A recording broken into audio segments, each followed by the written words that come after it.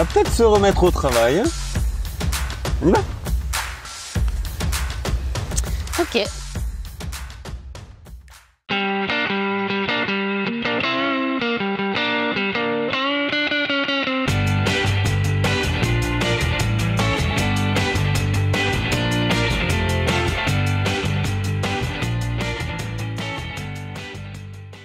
Au programme de cette vidéo, on se concentre sur l'étage, on ouvre un mur porteur, on remplace 1,5 tonne de plancher béton, on admire les nouvelles fenêtres et petit bonus, il nous reste encore une pièce juste ici à vider.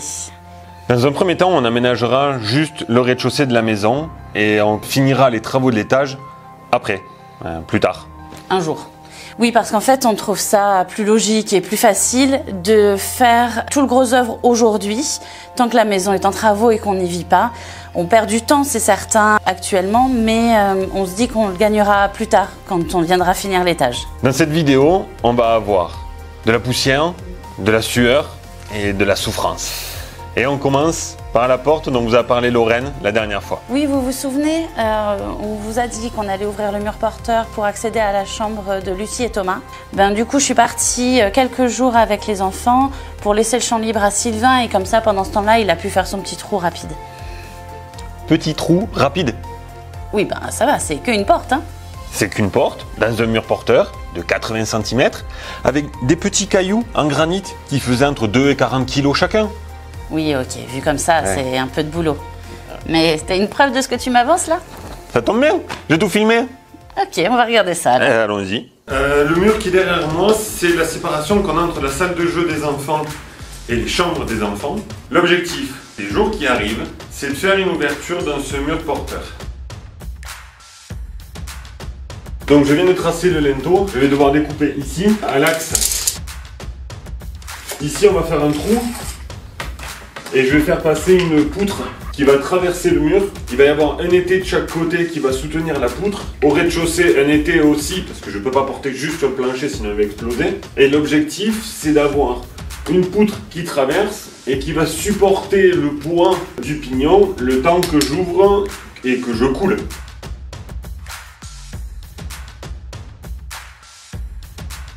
Je suis rentré de 50 cm et le mur il fait 80. Ce bloc est bien au milieu et j'hésite à passer de l'autre côté en fait pour essayer de le libérer de l'autre côté. Pour enlever un bloc, c'est comme si on cassait le joint qu'il y a tout autour pour lui donner de l'espace pour arriver à le faire bouger et à le faire sortir. Mais les cailloux sont pas tous carrés, c'est pas des briques hein, donc des fois le caillou il monte, faut aller chercher, machin, patin. Et plus tu veux libérer d'espace, plus tu creuses autour. Et plus tu creuses autour, et tu as des petits blocs, parce qu'il y a des pierres comme ça aussi dans le mur. Et donc au fur et à mesure, tu fais tomber ces petites pierres, et tu te retrouves, tu voulais faire un trou de 20 par 20, et tu te retrouves avec un trou de 40 par 40, voire plus.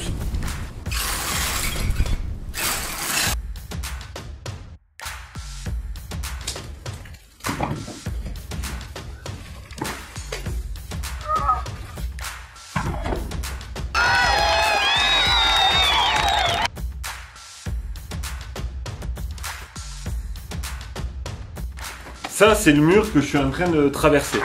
Donc le mur fait exactement 75 cm. Je vais ouvrir la moitié du mur, donc enlever ce morceau, couler mon béton. Le lendemain, je viendrai ouvrir l'autre moitié par l'autre côté. Je retrouverai ma première moitié coulée, je coulerai l'autre moitié. Et de ce fait, on ne fragilise pas trop le mur. C'est-à-dire qu'il y a toujours la moitié du mur qui va porter le pignon.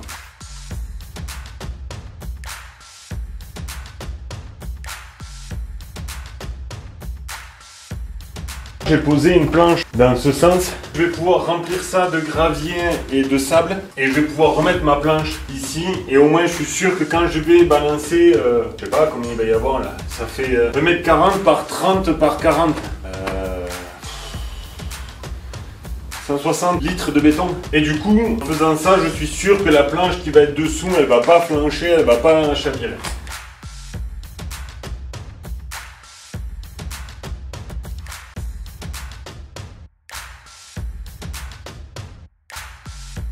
Ça y est, on est prêt à couler. Les coffrages sont posés, le ferraillage est posé. La bétonnière, elle est en bas. Donc je vais devoir tourner la bétonnière seul, remplir les seaux seul, monter les seaux seul et vider les seaux seul. Ça va être une longue journée. Et c'est parti pour une journée béton, la première d'une longue série. On commence par mélanger du sable, du gravier, du ciment et de l'eau. Pendant que la bétonnière malaxe tout ça, on monte pour arroser les pierres. Ça facilitera la prise du béton. Le béton est prêt. Sylvain le renverse dans la brouette, puis il remplit les seaux. Et c'est parti pour une séance de sport gratuit. Faire les allers-retours avec les seaux, ça fait les bras et les jambes. Il vide le contenu des seaux dans le coffrage et on réitère l'opération encore et encore, jusqu'à ce que le linteau soit entièrement coulé. Là, Sylvain a ajouté une sorte d'entonnoir pour l'aider à vider les seaux, parce qu'il n'y a pas beaucoup d'espace et les seaux sont trop gros pour être vidés sans faire tomber la moitié du mauvais côté.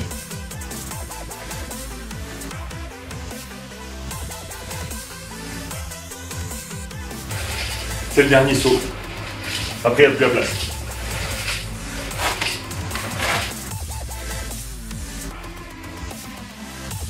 Pour ça, c'est fini. Maintenant, il faut que ça sèche. On est vendredi matin. Idéalement, ce serait bien que dimanche matin, je décoffre. Il fera 48 heures. J'espère que le coffrage va tenir. Donc, j'ai mis le deuxième été pour renforcer, pour tenir un peu les planches de coffrage pour pas qu'elles glissent. Il ne doit pas être loin des midi. Donc, il m'aura fallu grosso modo 4 heures dimanche. On décoffre ça et on attaque derrière.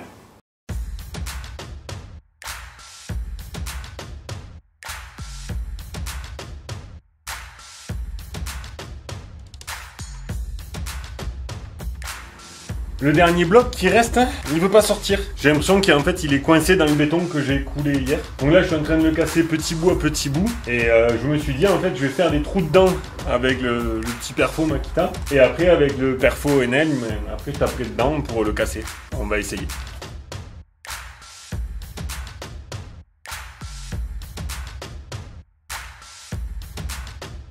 C'est coffré, ferraillé. Maintenant il faut couler. On est dimanche matin, il est 8h15, il fait 13 degrés et j'ai froid. Donc on va vite se réchauffer en buvant un café.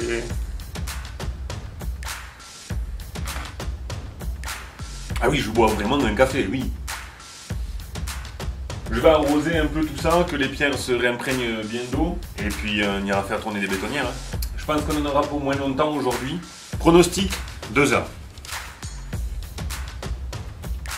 À 1 ou 2 heures près.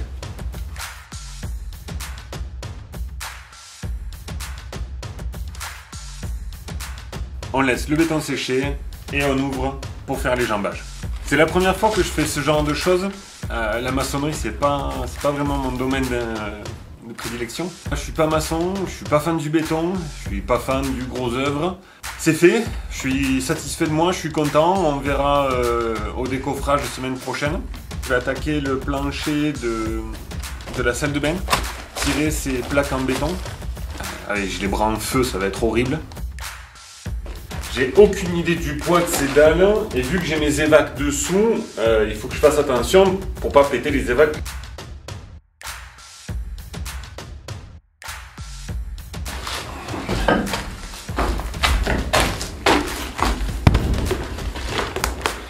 C'est lourd.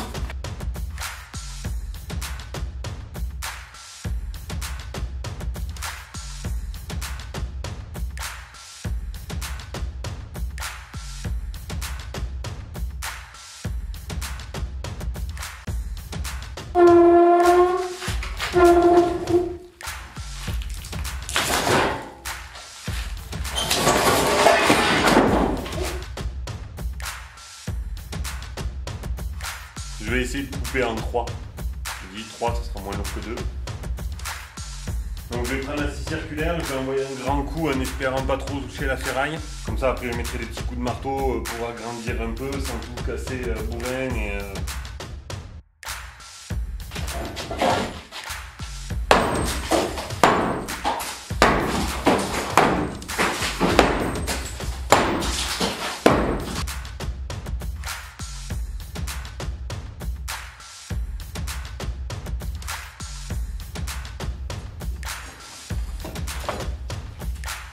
Ici, le plancher bois et le sol béton n'étaient pas à la même hauteur.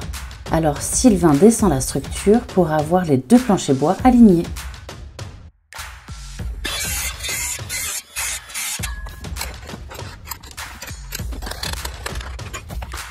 Prendre la mesure entre le niveau et les poutres n'est pas toujours facile. Du coup, Sylvain s'est fait une cale qui mesure exactement la même dimension que son plancher.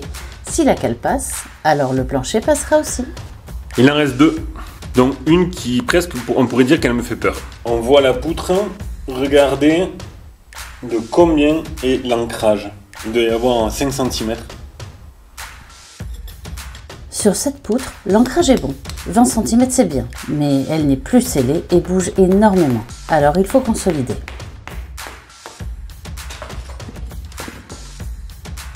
Vous voyez là?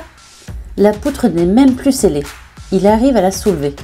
Bon, l'avantage c'est que du coup, il va gratter le mur et la poutre va descendre toute seule. Avec cette méthode, il va gagner du temps et de la fatigue. Si seulement il avait su ça avant.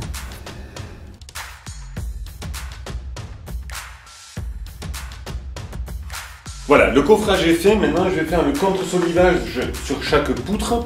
Une fois que ce solivage sera fait, je coulerai et je plaquerai les panneaux. Donc on fait le premier ensemble du début jusqu'à la fin et puis après, je vous remets au coin là-bas. Évidemment, on va pas laisser cette arasse dans cet état. On va coffrer et couler du béton qui auront pour effet de resceller toutes les poutres, d'empêcher que des pierres ne tombent et d'offrir un support plat pour le nouveau plancher. Hier soir, j'ai fait un premier montage à blanc. J'ai mis les plaques de je sais plus comment ça s'appelle. Donc ça tombe plutôt bien. Je sais pas si vous entendez. Le béton il tourne. Je vais aller chercher le béton. On fait les arases. On glisse les plaques et puis on les visse quoi.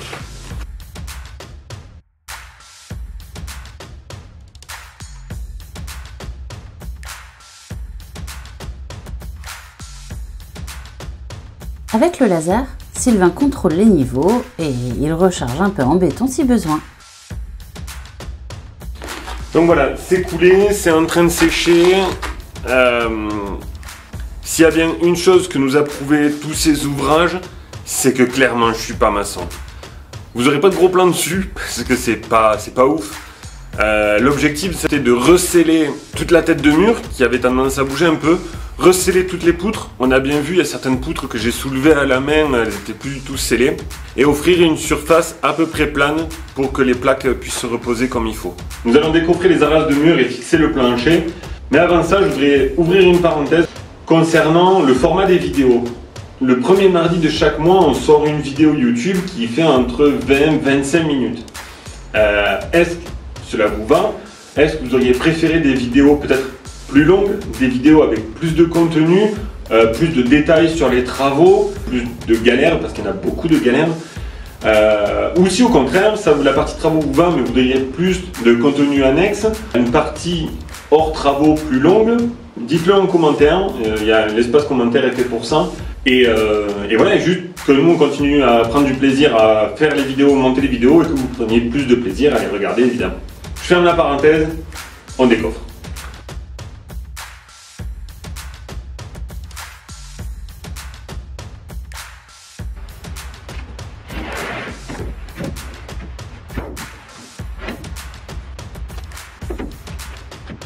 Je ne sais pas si c'est flagrant sur les images, mais on voit donc du coup que les deux planchers sont à la même hauteur, à 1 mm près.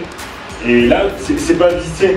Les plaques s'alignent bien entre elles et il n'y a pas de jeu. C'est-à-dire que quand je marche, je ne sens pas les plaques qui bougent. Alors que c'est pas vissé. On peut dire contrat rempli. J'ai redressé le plancher, réaligné, c'est droit, c'est carré. Les deux planchers s'alignent. Pour moi, en tout cas, contrat rempli.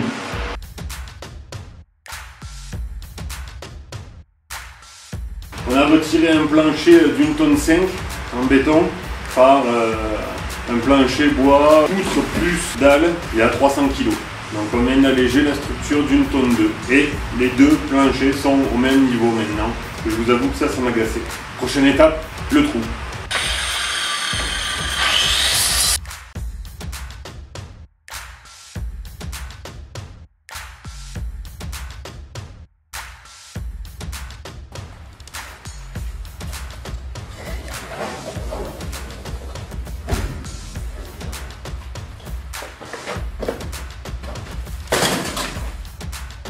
Là, il faut mettre en place un étai pour sécuriser l'ouvrage. Allez, on continue d'ouvrir ce mur.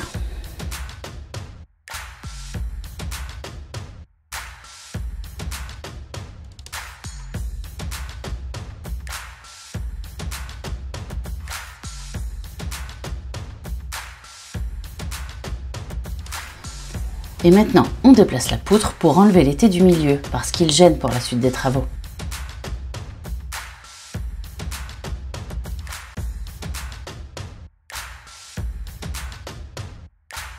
Cette pierre, il faudrait... Elle me gêne de ça. Mais c'est la fin du mur. Donc on parle même pas de béton là. Donc il faudrait déligner 10 de plus. La pierre, elle va juste ici. Et en profondeur, bah, elle fait au moins 30 cm. Donc clairement, celle-là, je vais pas la sortir du mur. Celle-là, je vais la couper.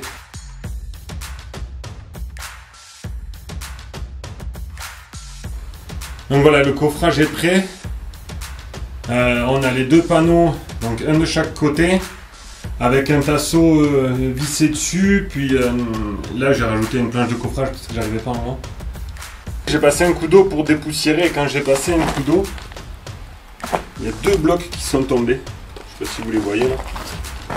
Je me dis, bah, ils tiennent le pied de coffrage, quoi. Donc voilà, bah, rien qu'en bas, putain, ça fait vraiment beaucoup de béton. Et en fait, ça fait beaucoup de béton partout. Mais genre, vraiment. Lorraine a dit qu'elle allait passer la journée, la matinée avec moi pour me filer la main. Je crois qu'en fait, elle n'est pas prête à ça. On va en tourner des bétonnières.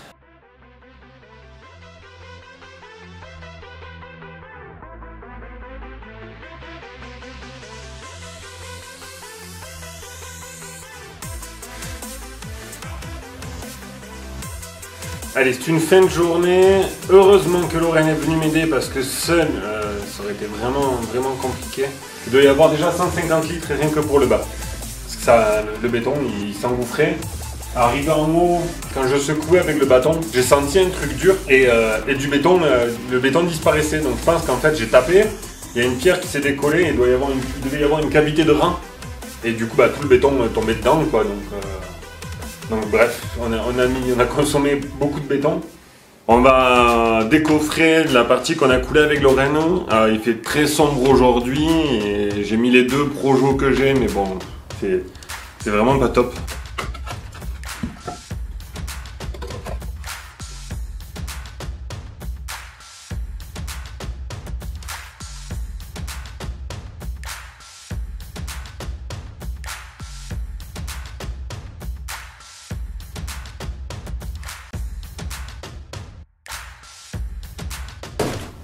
Il faut ouvrir à peu près jusque là. Mais avant d'attaquer le deuxième côté, il faut évacuer les gravats parce que là, on ne peut plus mettre un pied devant l'autre.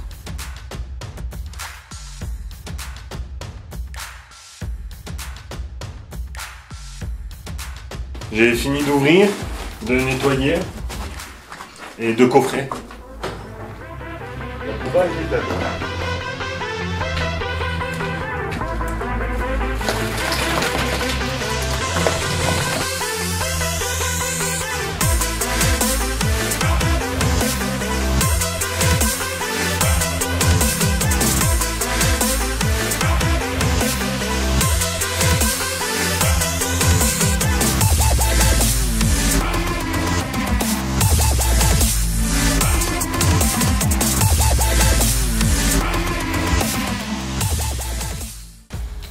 On a coulé hier, on a fini de couler vers 15 h, il est approximativement 10 h. On a en gros 19 heures de séchage et surtout pas le temps. Donc je vais décoffrer ce qu'on a coulé hier. Et comme ça on va pouvoir finir de couler le linteau aujourd'hui, couler l'appui, si on peut appeler ça un appui, et faire toutes les reprises béton. Comme ça c'est terminé le béton ici. On va pouvoir dans la foulée tout évacuer. Donc tous les déchets, il y en a partout. Évacuer tous les déchets, tout nettoyer, poser de façon provisoire les fenêtres et terminer l'étage. Terminé, bonsoir.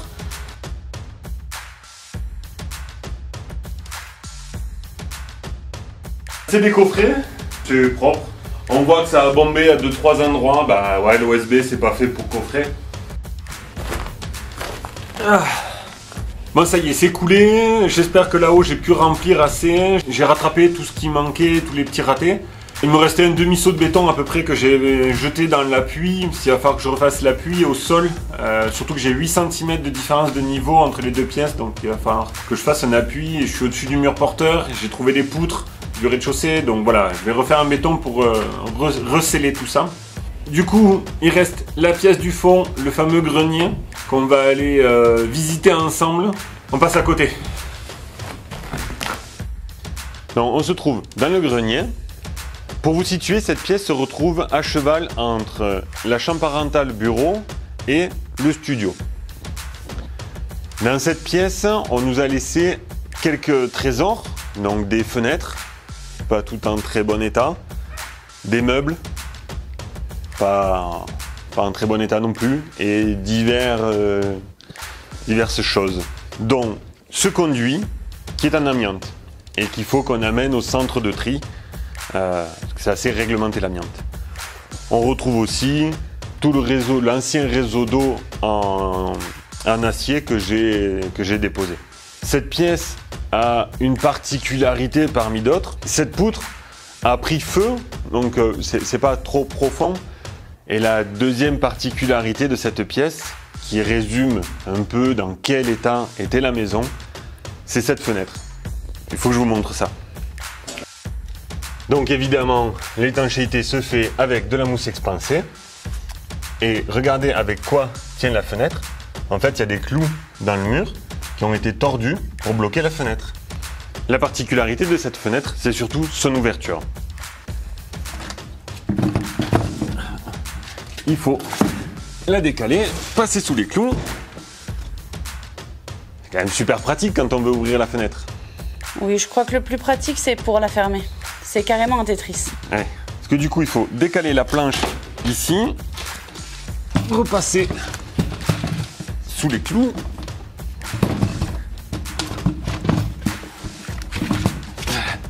Et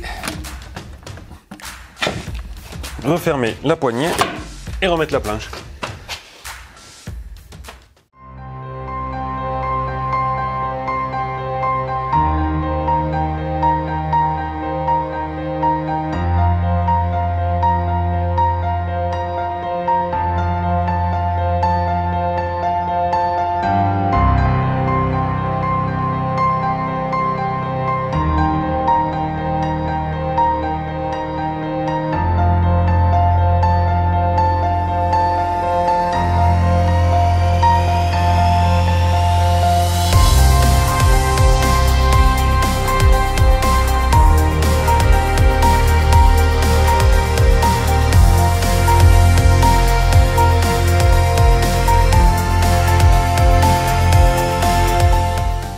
Il y a 3 mois maintenant, on a démarré cette aventure avec vous.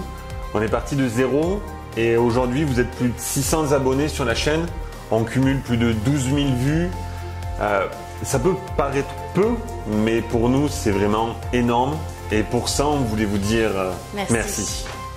N'hésitez pas à liker les vidéos, à vous abonner et à activer les notifications. N'hésitez pas surtout à mettre des commentaires. On adore savoir ce que vous pensez de tout ça et partager avec vous sur nos travaux. En parlant de travaux, la poutre et la cheminée ont été sablées.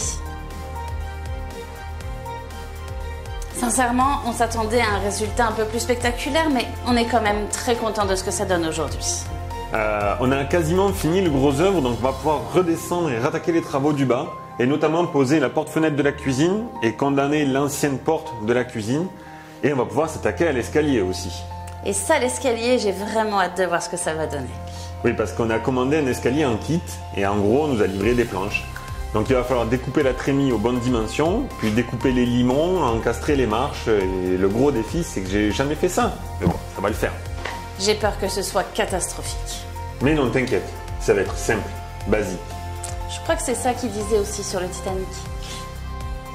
En attendant, on vous souhaite une journée féerique.